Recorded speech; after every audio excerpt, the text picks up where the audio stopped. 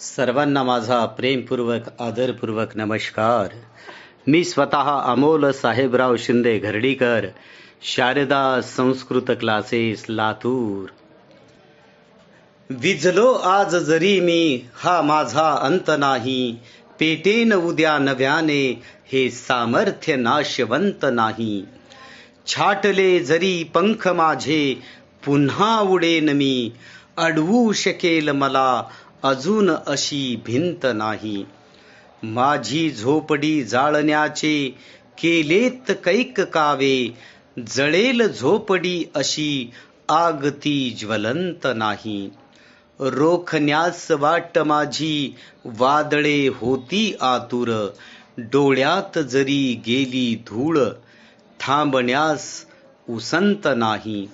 येथील वादळे खेटेल तुफान,